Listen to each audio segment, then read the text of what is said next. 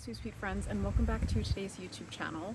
So as you've seen, there is a new intro and there's a little bit of a new course of action to my channel. I think I finally found the niche that I have been wanting to attack. So look forward to a lot of videos that may have tips and tricks and some help, but we're also going to throw in some fun vlogs and thrifting and all kinds of stuff. So with that aside, we are going to get into 7 things that have changed the course of my life and my thinking processes. I want to preface this by saying that a lot of these things on my list, I feel like I have always known that I needed to do them, but for some reason, my prior traumas, my prior thinking patterns were forcing my brain into believing that none of it was worth it and none of it was going to work.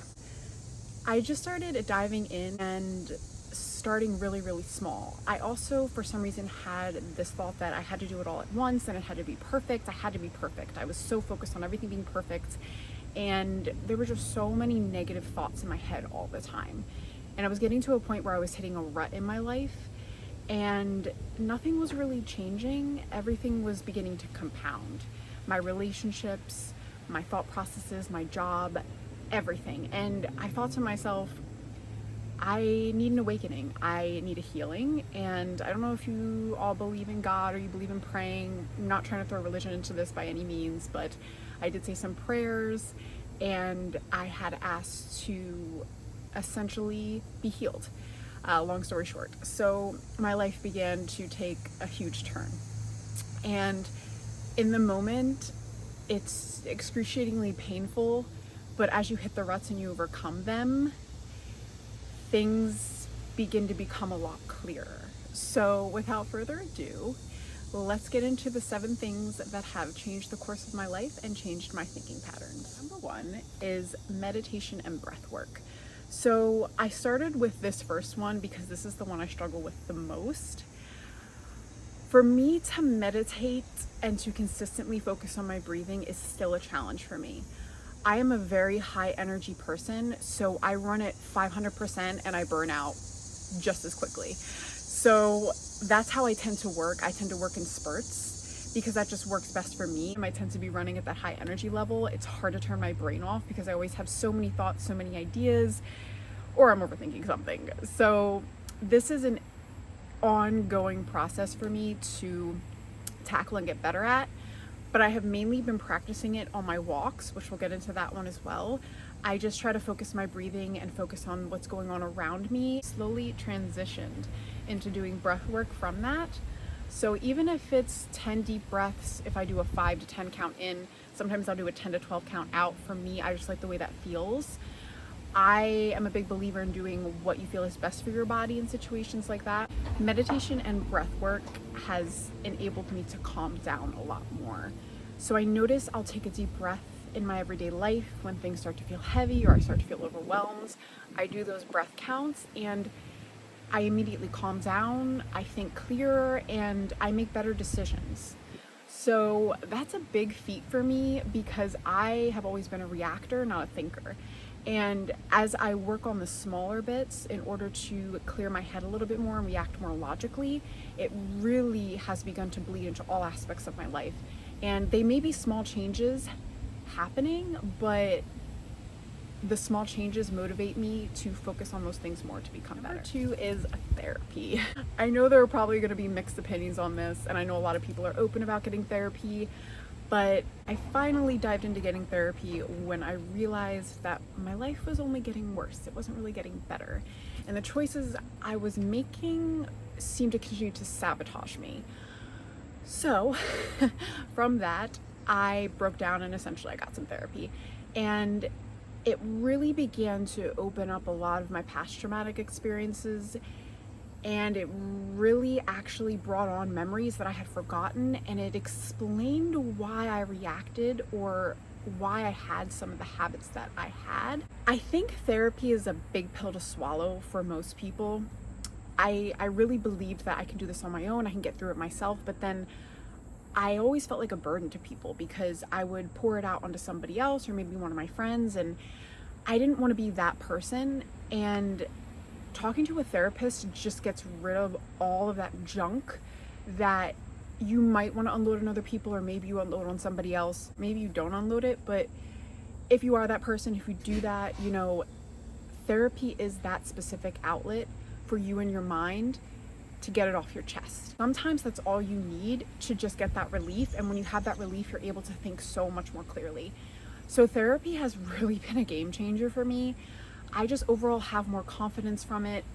I understand myself a lot more from it. And you know, I always thought I could do it alone, but really, as I'm growing and learning, I realize that teamwork and having somebody on your team is a game changer for success. And I've kind of broken everything down and I'm rebuilding, and it's just giving me so much more of a positive head and a positive mindset. Number 3 is daily walks and counting sounds.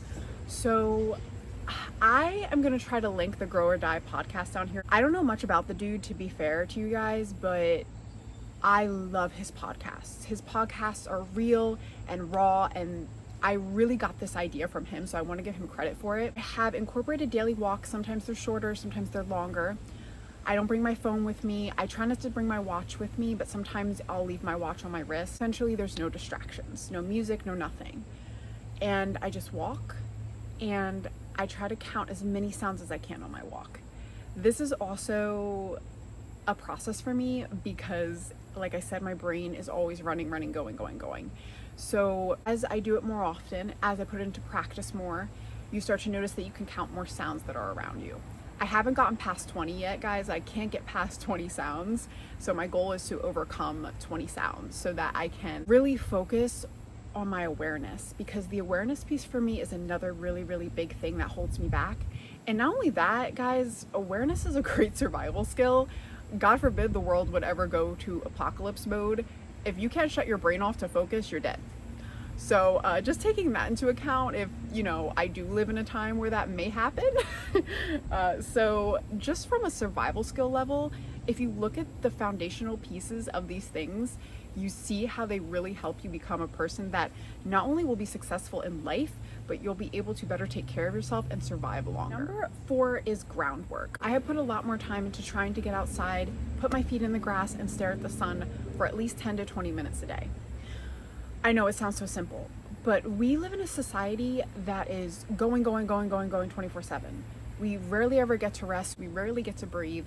Just having that time away from your devices, breathing in the nature, listening to the sounds around you, feeling the earth under your feet, it is so...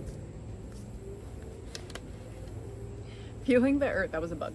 Feeling the earth under your feet, it is so peaceful and relaxing and calming. And if you can get out into the sun, get the sun shining on your face, sun is so good for you. Even going for walks where I get sunlight in the morning, my head is so much clearer. It's really a life-changing experience every time I do it. And it's something I've just started doing the past week or so. So that was another tip I had gotten from the Grow or Die podcast, by the way, guys. So just to let you know if you want to look that up. Number 5 is positive thinking and manifestation. Manifestation was another thing I had put off for so long. I thought to myself, what can manifesting do? We have no power, you know, like just negative thoughts that I had. And I just started doing it one day. I just started waking up every day, looking in the mirror, or even if it was in my head on my way to work, I would just compound in my head all the things I wanted to manifest in my life. And sometimes I'll repeat it in my head throughout the day. The negative thought creeps in, I push it out, and I replace it with the positive manifestation. And these little tiny things just motivate me to get up every day, be here, be doing this right now. You know, just the focus on the positive instead of the negative. Even if, you know, there's a part of you that doesn't believe it, you force yourself to believe it and it makes it happen. I think what they take away from us and what we don't realize is that we hold the power. We are in control. Nobody else is going to do it for us, and nobody else is going to change our lives, but we have the powers and the tools and the resources to do it. We just have to set our goals and manifest them.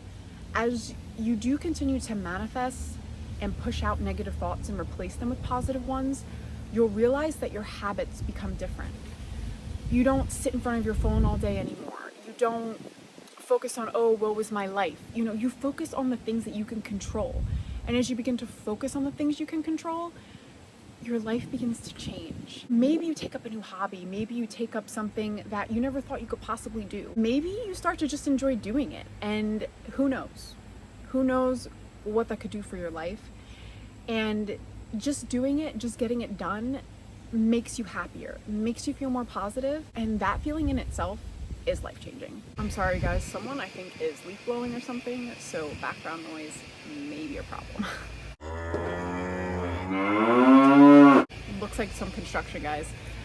So bear with me here because we're almost at the end. Number 6 is to-do lists. I've always done to-do lists here and there. I'm still a little bit wonky with them, I'm not gonna lie, but I have put more of a focus on getting them done every day. I just start writing out to-do lists, and I noticed that to-do lists really do motivate me. I love checking items off.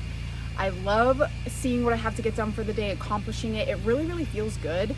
And even though I'm kind of a to-do lister in my head, if I time block and do a to-do list, I guarantee you I will be 150% more productive, because I do tend to get distracted extremely easily. And if you're somebody like that, if you get distracted very easily, you'll notice how quickly that eats up your time. I also feel like what may be associated with that is procrastination. I also struggle with that. I know a lot of people do. We all try to find little ways where we can just push things off that we know we should be doing. So to-do lists help you stay more focused. And because of the to-do lists, I just get more done. And in getting more done, I'm happier. Finally, the last one, staying off my phone the first hour of waking and staying away from caffeine for the first 1 to 2 hours of waking. This was actually easier than I thought at first. I used to have it right next to my bed, open it up right away in the morning and just start scrolling. I would feel so groggy, and then on top of that, I'd pound like a triple quad latte from Starbucks usually. So I would feel so groggy by the middle of the day, and I was like, oh, how can I shake this? I thought I was just drinking too much caffeine, but then I stopped drinking caffeine and I still had that grogginess. So I started incorporating a rule that I would not look at my phone upon the first hour of waking, and I would get stuff done before I'd have my caffeine. Whether that's make the bed, do the dishes, maybe I threw a load of laundry in, maybe I got ready for work, maybe I went on a walk, got some yoga done. I crave less caffeine, and I'm overall happier. So not only did I save money on my coffee because I'm not getting 2 to 3 coffees a day, I also feel better and I'm more productive. So, all that said, guys, thank you so much for watching today. I appreciate you being here with me. I hope you enjoyed this video, and I'll talk to you in the next one. Like, subscribe, comment, whatever you feel if you enjoyed this and you want to see more. Talk to you soon, guys. Namaste.